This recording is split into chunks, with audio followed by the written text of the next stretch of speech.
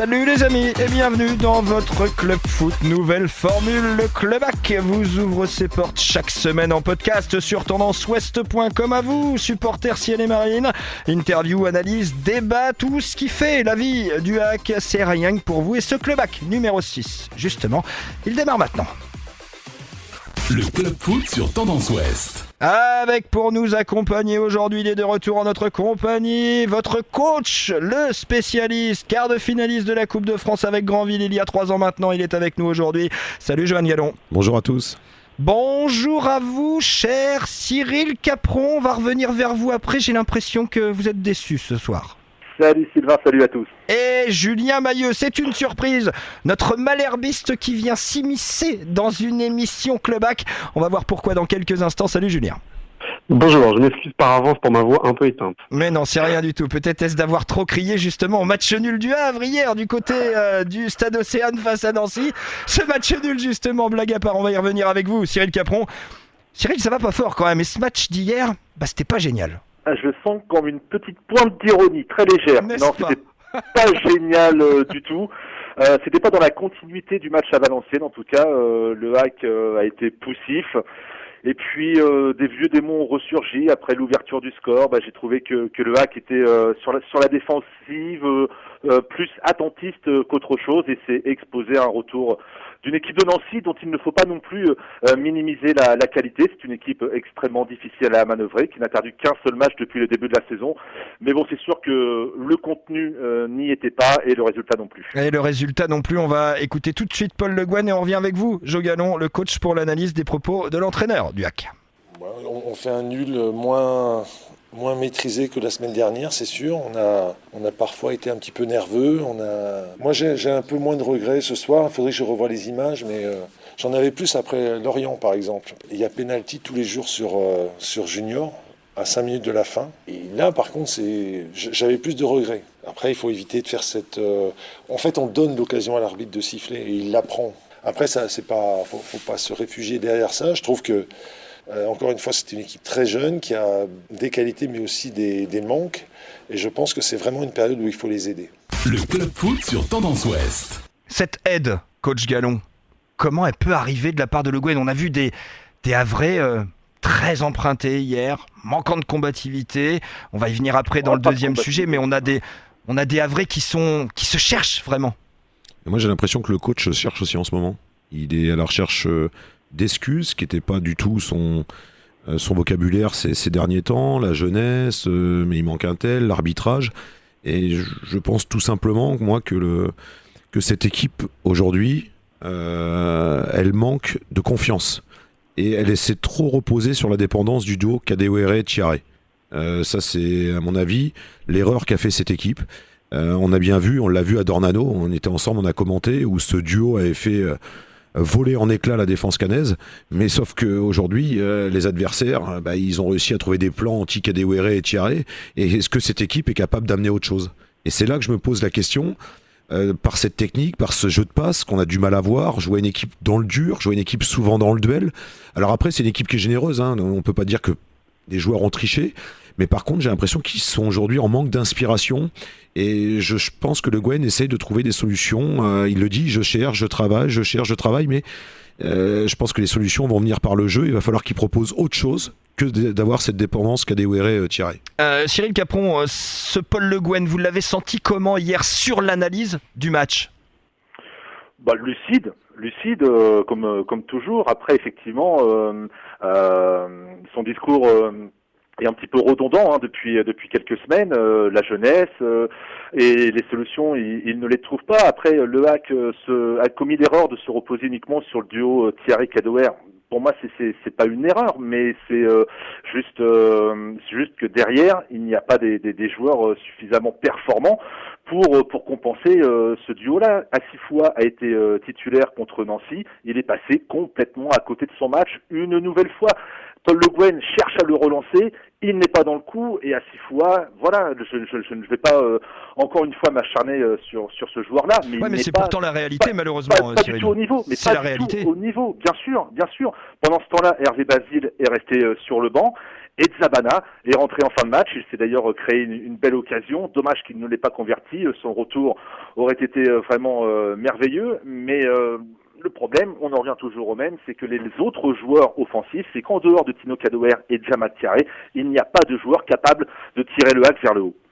Joe Gallon, c'est quand même extrêmement dangereux, c'est le cas. Et je me souviens d'il y a quelques semaines de cela, Cyril Capron soulevait déjà le problème de ne pas avoir assez de quantité dans la qualité de Djamal Thiaré et de Tino Kadewere.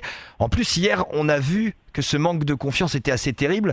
À la fois, Tino Kadewere, il a fait un truc assez extraordinaire. Racontez-nous l'épisode des 2 pénaltys. Moi, j'ai trouvé ça assez magique. On a eu la chance en plus hier soir avec les images de voir comme quoi le mimétisme.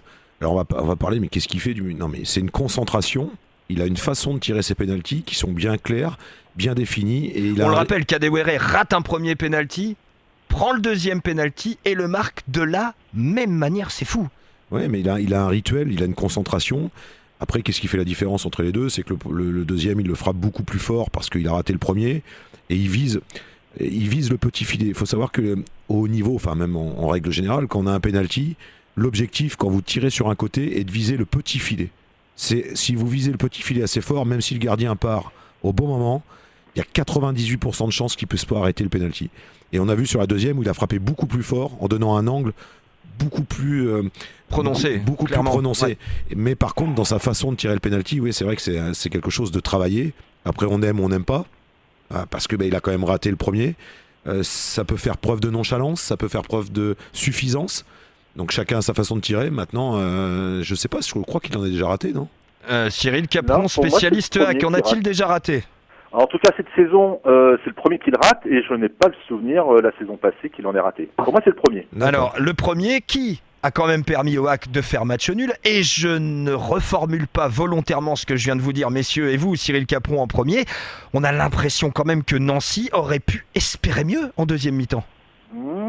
Je mets un bémol. Parce Mettez-le. que j'ai trouvé que le HAC avait plutôt bien terminé la rencontre. Il y a eu 2 situations intéressantes dans les 10 dernières minutes. Non, le match nul me semble équitable. Moi, ce qui me gêne, c'est le niveau catastrophique de l'arbitrage, parce qu'on parle des pénaltys. Il y a eu 3 pénaltys lundi soir. Pour moi, il n'y en a pas un indiscutable. Pour moi, l'arbitre n'aurait pas sifflé de pénalty, il n'y aurait pas eu à crier au scandale. Et moi, ce qui me gêne, c'est que je ne dis pas que l'arbitre a influé sur le résultat, mais il a influé sur le déroulement du match. Je suis d'accord. Parce que les 2 premiers pénaltys pour le HAC, très sincèrement, ils n'existent pas. Après, le HAC, tant mieux pour lui, en profite pour ouvrir le score et virer en tête à la pause, mais en seconde période, qu'on ne vienne pas me dire que l'arbitre n'a pas appliqué la règle de la compensation. Je suis complètement d'accord, mais hier soir, je regardais la suite du match, il y avait une émission. C'est quand même une incompréhension que l'arbitre arbitre avec un écusson FIFA, qu'il habite des matchs internationaux, mais qu'il a été relégué en Ligue 2 par la fédération. Enfin, il y a un problème, et j'ai trouvé hier que c'est vraiment l'arbitre qui a donné un climat néfaste, négatif au match. Et là-dessus, je complètement d'accord, coach. Complètement d'accord. Ah ouais, j'avais l'impression qu'il perdait le fil conducteur du match, qu'il a été dans la compensation en deuxième. Après, c'est vrai que ça n'a pas eu d'influence sur le résultat, mais je pense que ça a eu une influence sur le jeu. Est-ce que les équipes auraient pu proposer, c'était différent. Après, il faut dire aussi que cette équipe de Nancy, elle est venue pour gagner. Donc c'était très ouvert. Et à la fin, je pense que dans le dernier quart d'heure, les 2 équipes auraient pu marquer. On s'est rendu coup pour coup. C'était vraiment un match très ouvert. Mais ça n'enlève pas que ce qu'a dégagé cette équipe du Havre hier, pour moi, c'est trop peu pour une équipe qui veut jouer le haut de tableau et qui veut jouer la montée. Cyril Capron. Je valide complètement les propos du coach, que ce soit par rapport à l'arbitrage, et puis que ce soit par rapport au manque de l'équipe havraise. Si le HAC vient d'enchaîner 7 matchs sans victoire, c'est qu'il y a forcément une raison, c'est qu'il y a forcément des lacunes, il y a des joueurs qui ne sont pas au niveau auquel on les attend. Herzog n'a pas fait un mauvais match, il a fait un match quelconque. Il n'est pas ce joueur qui bonifie l'équipe, il n'est pas ce joueur qui dégage le tempérament d'un patron. Il a traversé la soirée dans un relatif anonymat. Ben Mohamed également a montré beaucoup de combativité, il a été généreux, mais dans le contenu, dans l'aspect décisif des choses, son rendement a été très très largement insuffisant. Donc on en est là. Il y a pas cette plus-value que les nouveaux venus sont censés apporter. Et le hack tâtonne. Ouais, le hack tâtonne, Joe, et justement, ça va nous envoyer directement vers le deuxième sujet de ce club hack de ce mardi, à savoir, Le Havre est-il déjà rentré dans le rang et court-il déjà après quelque chose d'impossible, à savoir la montée? On en discute tout de suite. Le club foot sur Tendance Ouest. Et c'est là que je sors de ma poche un certain Julien Mailleux de SoFoot. Pourquoi ? Parce que on a quand même l'impression, messieurs, et je me tourne vers vous tout de suite, Julien, de voir en Le Hack des signes d'inquiétude que l'on a vus à Caen durant le mois d'août. Est-ce que vous êtes d'accord avec ça ? Oui, alors quant à certains secteurs et certains défauts, certains manques dans le jeu, oui, clairement, il y a des points de correspondance. Notamment, moi hier, ce qui m'a le plus choqué, en fait, c'est le manque de précision technique, en fait, chez les Havrais. Je crois qu'on est un petit 70% de précision dans les passes, ce qui est vraiment très très peu. Ils ont pas eu beaucoup de ballons, c'est-à-dire que vraiment, ça a été beaucoup de maladresse. Et même si les Nancéens ne sont pas procurés énormément d'occasions, on voit pas en fait comment les Havrais auraient pu remporter cette rencontre en se procurant clairement ça manquait d'efficacité devant et d'occasion. D'efficacité, de qualité, est-ce que l'on en est là, Cyril Capron, dans cette série qui, peu ou prou en termes comptables, malheureusement relègue déjà le Havre assez loin de la tête? Alors pour en revenir à l'aspect technique des choses, je pense que c'est lié par rapport au match de Nancy, aux joueurs qui étaient alignés. On sait très bien par exemple qu'un Romain Basque n'a pas la même qualité technique qu'un Jean-Pascal Fontaine ou un Alexandre de Bonnet. Donc c'était des profils de joueurs différents et c'est vrai qu'il y avait peut-être mais l'efficacité du coup, Cyril, là elle ne dépend pas forcément que de l'aspect technique. L'efficacité, elle est la même, c'est-à-dire qu'elle est toujours nettement insuffisante. On attend toujours qu'un autre joueur, en dehors de Tino Kadewere et de Djamad Tiaré, réussisse à marquer un but. Le jour où ça arrivera, peut-être que le hack réussira à franchir un palier, mais pour l'instant, ce n'est pas le cas. Donc, le problème, il est récurrent. Quant à l'aspect mathématique des choses, on ne peut pas considérer que le hack est d'ores et déjà largué. Il suffirait de gagner à Sochaux vendredi pour revenir à la hauteur des Sochaliens qui occupent actuellement la 5e place. Et du coup, tout redeviendrait évidemment possible. Mais maintenant, la marge de manœuvre, elle se suffirait, Cyril, ça fait 7 matchs que le hack en a. Des il suffirait et ça ne marche toujours pas. On écoute justement Paul Le Guen à propos de cette série difficile et on revient juste après. La série s'étire sans victoire et c'est vrai qu'on n'avance pas au classement, donc il y a un petit peu de nervosité. C'est tout sauf un manque de générosité ou d'implication, c'est simplement de la nervosité, un manque de confiance actuellement et il faut se remettre dans le droit chemin, décrocher cette victoire qui nous ferait beaucoup de bien. On n'y arrive pas, mais c'est pas une raison pour baisser les bras, au contraire, on va s'accrocher. C'est une question de maîtrise, de confiance, et c'est de notre responsabilité que d'essayer d'aider les joueurs. Bon, mais je trouve qu'on devient nerveux trop vite. Il faut que nous, on essaye de sortir de cette série, de trouver la solution pour gagner ce match qui nous permettrait de retrouver de la confiance. On n'est pas loin, mais on n'y est pas quand même, et il faut reconnaître, voilà, c'est pas le hasard, et il faut trouver des solutions. C'est de ma responsabilité. Le club foot sur Tendance Ouest. Coach, on a un coach, là, en l'occurrence, qui est dans une phase de protection de son groupe, volontaire, on n'imagine pas autre chose. Pourquoi ? Parce qu'il est en déficit de points, donc ça c'est la première chose. Le discours qu'il a là en interview, je peux vous assurer que c'est pas le même discours qu'il a avec ses joueurs, parce qu'il peut pas être content de la prestation de ses joueurs hier, en disant oui ils sont généreux, ils ont fait le nécessaire, mais ils ont pas fait assez, ou alors on peut pas être ambitieux. Moi je pense qu'il se pose des questions sur pour moi, Kadewere, c'est l'arbre qui a caché la forêt, et c'est Kadewere qui a permis de gagner des matchs en début de saison parce qu'il avait des différences individuelles. Est-ce que le jeu collectif du Havre était performant ? Non. Le jeu du Havre, c'est sur la transition rapide, de vite trouver les attaquants. Est-ce qu'aujourd'hui, on peut s'attendre à ce qu'ils répètent 30 passes avant d'aller marquer, qu'on ait des dédoublements, qu'on ait du jeu combiné ? C'est pas leur jeu. Donc, si aujourd'hui ils ne trouvent pas une autre manière, une autre façon et n'arrivent pas à trouver un coup d'avance sur les adversaires, je pense que là, oui, ils peuvent rentrer dans le dur très rapidement. Est-ce que, selon vous, Cyril Capron, vieil habitué du Stade Océane et des Ciels et Marines, le hack est dans le dur ? Vous les avez connus plein de fois dans le dur. Est-ce que là, ça sent le dur ? Oui, forcément. Et puis il y a aussi cette pression, malgré tout. Le HAC crie sur tous les toits qu'il vise la montée en Ligue 1. C'était d'ailleurs l'objet de plusieurs questions de vous et de vos camarades en salle de presse hier, et Paul Le Guen a à chaque fois botté en touche. Hein. Oui, en disant que le HAC n'est pas favori, en citant 3-4 équipes qui ont un potentiel supérieur à celui du HAC, et puis on pourrait énumérer... mais c'est de la défense, ça. Mais, bien sûr qu'il est dans la protection, pour en revenir à la question initiale, bien sûr qu'il protège son groupe, et il a besoin également de protéger son groupe, parce que son groupe, il est hyper réduit. Il faut savoir quand même que contre Nancy, il a fait appel aux 18 joueurs qu'il avait encore à sa disposition. C'est-à-dire qu'il n'a pas intérêt à avoir maille à partir avec certains joueurs et à se les mettre à dos, parce qu'il a besoin vraiment de tout le monde. Donc le constat aujourd'hui, c'est qu'il n'a pas un effectif pour jouer le haut de tableau. Mais c'est lui qui l'a voulu, hein. C'est lui qui a choisi de s'appuyer sur un effectif de 22-23 joueurs, estimant que c'était suffisant. Après, quand il y a 4 suspendus, comme c'était le cas face à Nancy, plus Alexandre Bonnet qui est out pour plusieurs semaines, on se rend compte effectivement que 2-3 joueurs supplémentaires, ce ne serait certainement pas du luxe, mais ça, c'est le coach qui l'a décidé. D'accord, mais donc à partir de ce moment-là, c'est lui qui porte à lui seul les responsabilités de ce qui se passe. Peut-être qu'il n'avait pas tout à fait mesuré à quel point un Basile ne serait pas à la hauteur, à tel point... Il suffisait de se renseigner quand même là. Peut-être espérait-il qu'il se relance, qu'il soit dans un état d'esprit différent. Un Hervé Basile, sur le CV, il a quand même une petite centaine de matchs de Ligue 1. Il sortait... il a quand même 4 saisons de transparence. Hein.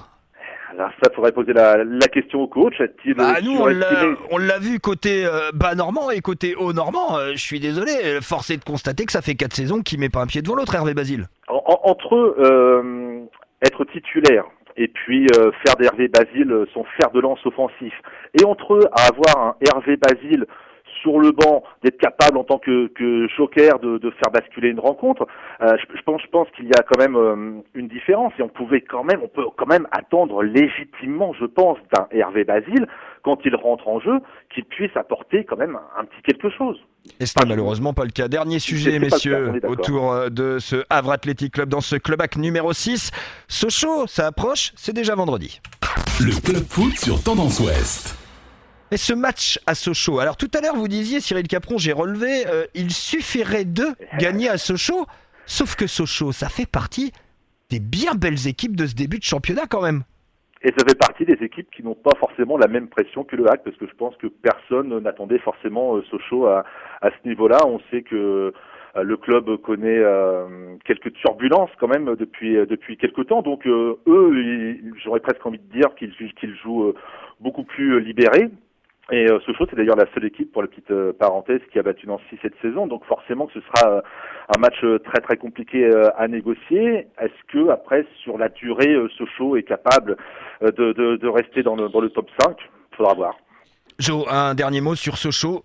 Qu'est-ce qu'il faut faire pour Paul Le Guen, après 7 matchs qu'il vient de vivre, pour essayer d'aller faire un coup là-bas ? Là où précisément on ne l'attend pas. Oui, mais moi je pense que sur ce match-là, le HAC n'est pas favori. C'est Sochaux par rapport à ses performances actuelles et ce qu'il propose à domicile, mon avis, est favori. Par contre, où je trouve que le HAC va être en avantage, c'est que Sochaux va essayer de faire le jeu. Et là, on va rentrer complètement dans ce qu'attend le HAC, des équipes qui libèrent des espaces et que dans la transition, ils trouvent très rapidement leur attaquant. Et hier, on a eu une équipe de Nancy qui leur ont laissé peu d'espace. Mais je pense qu'ils ne sont pas favoris, mais le contexte du match peut tourner en la faveur du Havre sur le prochain week-end. Le Club Foot, la lucarne. Et on termine en quelques mots, comme chaque semaine dans ce Club HAC, avec le top et le flop du week-end. Allez, Cyril Capron, je vous fais plaisir, je vous demande le top cette semaine de votre week-end côté ciel et marine. Le top, alors là, comme ça, brut pour point. Oui, c'est comme ça. Allez, Méras, parce que j'aime bien ce profil de joueur, et puis je trouve que parmi les recrues, c'est quasiment la seule avec Gorgelin qui donne satisfaction. Et le flop pour vous, coach Gallon ? Le HAC. En ce moment ? Ouais. Ouais, sur le match d'hier, je pense qu'on doit attendre mieux que ça. On attend mieux que ça. Eh bien merci messieurs, c'était comme d'habitude un véritable plaisir de vous avoir pour analyser l'actualité des Ciels et Marines. Le Havre Athletic Club qui donc a fait match nul hier face à l'AS Nancy-Lorraine, 1 but partout, et qui aura rendez-vous à Sochaux. Ce sera vendredi. D'ici là, passez une très belle semaine et on se donne rendez-vous la semaine prochaine. Salut.